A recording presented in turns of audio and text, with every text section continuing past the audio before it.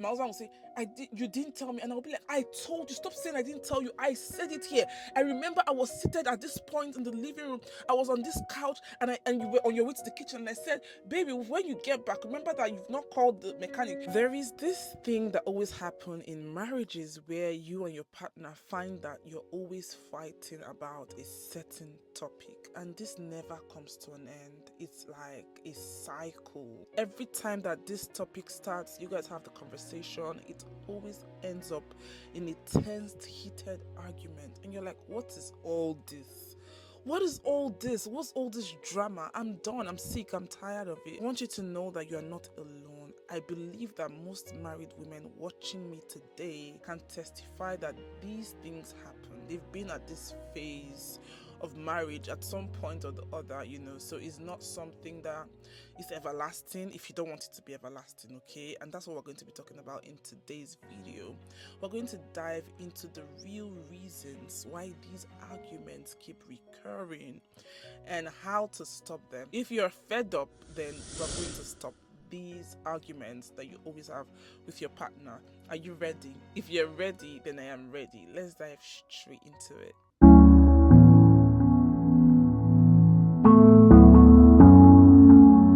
So this happens, in marriages where when a particular topic comes up, it could be chores, it could be disciplining the kids, it could be the tiniest thing, when that topic comes up, you guys are stuck in a tensed argument and you feel like you're misunderstood. He feels like you're nagging. You guys seem not to be able to go past that phase, past that argument, you guys cannot just have that conversation calmly. And I know how it all starts. At first you're like, oh, it's a one-time thing, and then weeks go by, and then months go by, and then even years go by, and you're still stuck in that particular argument. Now I want you to know that as much as this sounds crazy, it's not about that argument, it's not about that issue on ground, it's something bigger than that. But that issue, seems like, it's something tiny. So why are we fighting over this tiny thing? Why can't you listen to what I'm trying to say to you? Why do you think I'm nagging? So can't I express myself to you? How else do you want me to express myself to you? I've tried to tell you this thing calmly and it's a fight. I've tried to tell you this thing shouting and it's a fight. I've tried to keep you quiet and it's a fight. Like, why can't we come to an agreement when it is this topic? Let's take this off. It's not really about what you guys are fighting about. Trust me. If you can listen to me, if you can believe me, then you'll be able to stop this fight. You have to have an open mind. You have to be the big girl here. Listen, sometimes you have to be the one to take it upon yourself to make your marriage work, especially if you have a beautiful marriage going on. So again, I say to you that it's not really about the dirty dishes that you guys are arguing about. It's not really about what was said last night or how you spoke to him or how he spoke to you. It's something deeper than that. It's about unmet emotional needs. Sometimes there are emotional needs that are neglected. You don't even realize that these things are neglected. Both of you fighting do not even realize why you are fighting. And the key to this is changing the conversation, not the topic. Do not change the topic. That topic is valid. We have to talk about it. We have to address it. We have to move past this topic. However, we need to change the conversation. When these things start, you ask yourself, what am I really feeling at the moment? Shut your mouth up and ask yourself, what am I feeling? What is he feeling at the moment? Because most times, right, when these conversations are happening, everybody is talking. You're before he's done with what he's saying, you've already formed your response. And before he's done, you've come in, everybody's been on the defensive side, everybody's trying to be right, everybody's trying to win an argument. Why? Because we fail to realize that communication goes both ways. Communication is not about me saying, how are you? And you respond, fine, okay? There's a part of communication that most couples neglect. And I've spoken about this before passively in one of my old videos. It's called active listening. When you're actively listening, right, you're not listening to respond. You are listening to what the person is not saying. You are listening and you're observing the person's emotions. You're observing the person's movements. You're observing the person's feelings. You are going to validate the person. Okay, let me hear you. What are you really saying? This is why we've not been able to move past this argument, because nobody is hearing anybody. Nobody is listening to anybody. You guys are communicating, but nobody is listening. Nobody is understanding what the other person is feeling. And this works like magic. You need to start listening to understand. You might listen, and the person's words might not be able to describe what is really going on. So it goes beyond words. It goes beyond what the person is saying to you. So you need to master the skill of listening and observing so that you can understand the underlying issues. There's a root, and if you do not go to the root, let me give you this example that someone I used to look up to those days used to use all the time. He says that if you come into your house and your house is flooded with water, you probably went on a vacation and you left the tap running for some reason, and it's flooded. Okay, from the bathroom, every single part of the house is flooded. The natural response is actually to get a bucket and start scooping the water. Scooping out the water, scooping out the water, scooping out the water. No matter how many scoops you do, that water is not gonna get dried until you go to the roots, until you go in and turn off the tap. Then you can actually begin to scoop.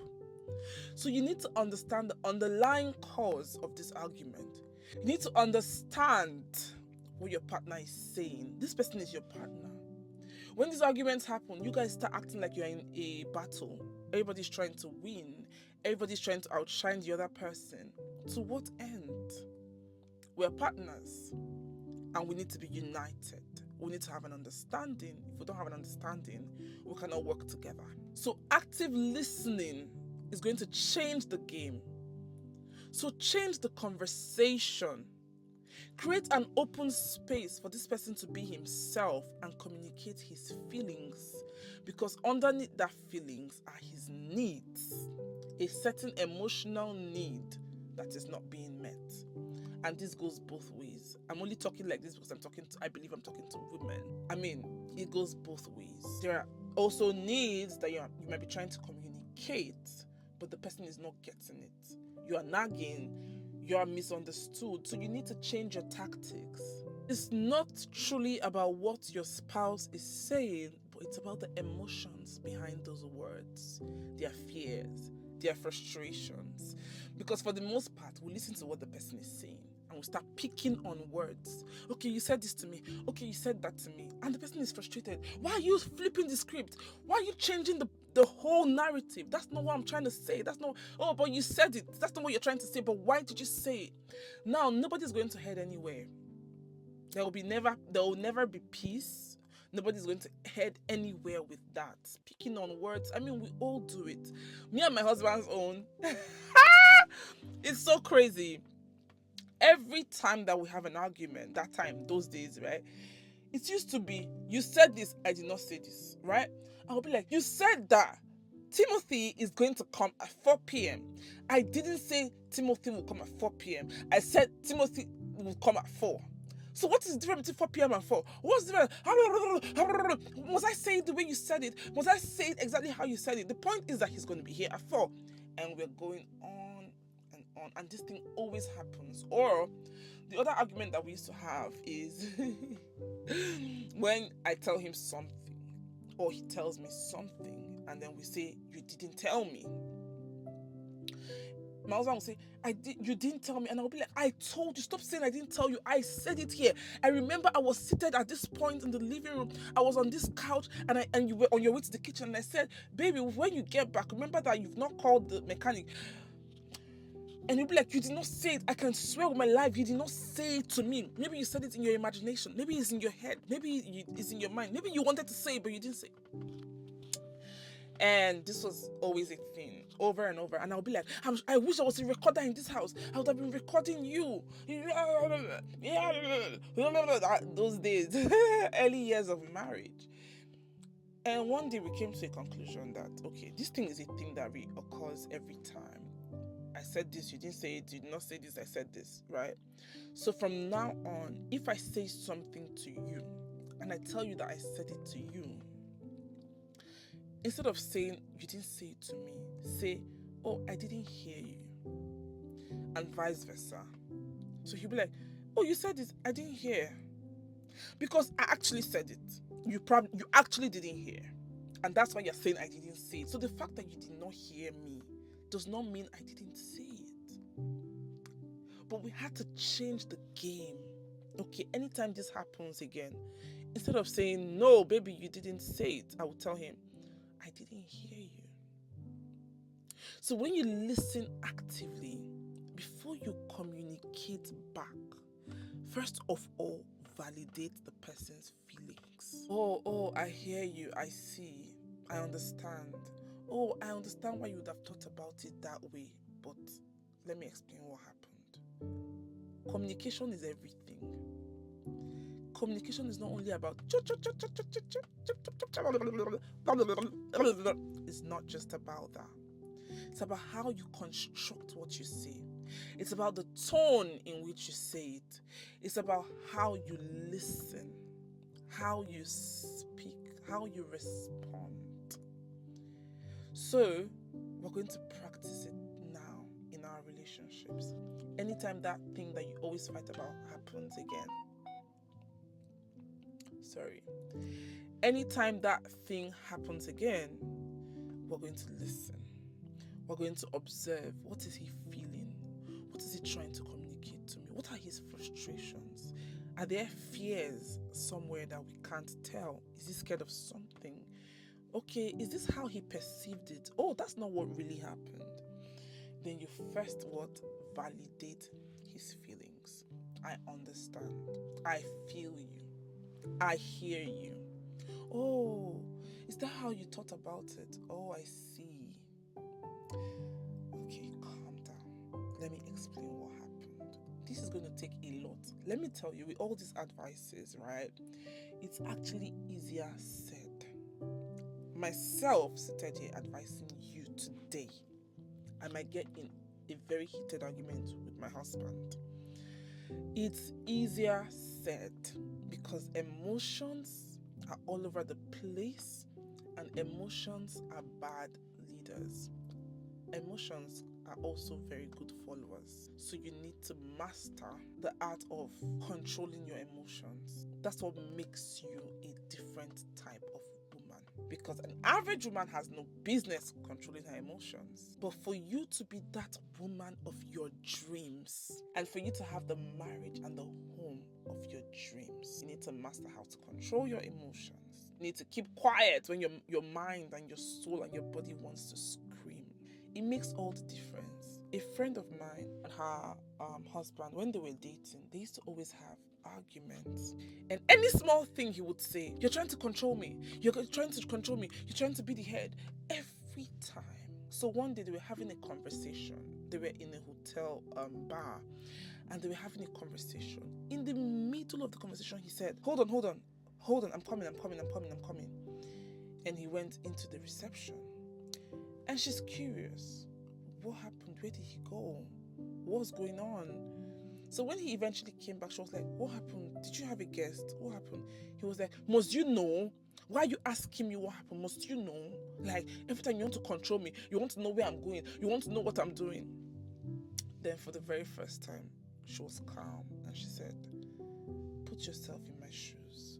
We were both having a very serious conversation. And all of a sudden, I'm coming. Imagine if I did that to you. Would you not be curious to know what went wrong? Would you not want to know what happened? Where did she go? Just put yourself, flip it. And that was a game changer for their relationship. They're married now. And he was like, it's true, baby, it's true. I would have actually been that curious. It's true, I'm sorry. And ever since then, it's been magic. Like, anywhere he is, she doesn't even have to ask.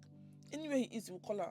He'll be updating her by himself. Same person that was always saying, you're controlling me.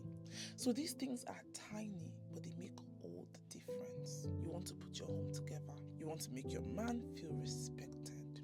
You want to make the person that you're in a relationship with feel heard, feel appreciated, feel valued. This tactics is gonna do a big change for you. I'm going to end on this note. The secret to ending these same fights is not by, avoiding difficult conversations or trying as hard as you can to win an argument, but is by creating a safe space, a safe environment where both of you feel heard and connected, where both of you are able to think about solutions. It's about transforming your communication style and looking for a deeper connection even in the midst of these arguments. I challenge you that during your next argument, especially a recurring argument, do things differently. Give this a trial and it just might be the change.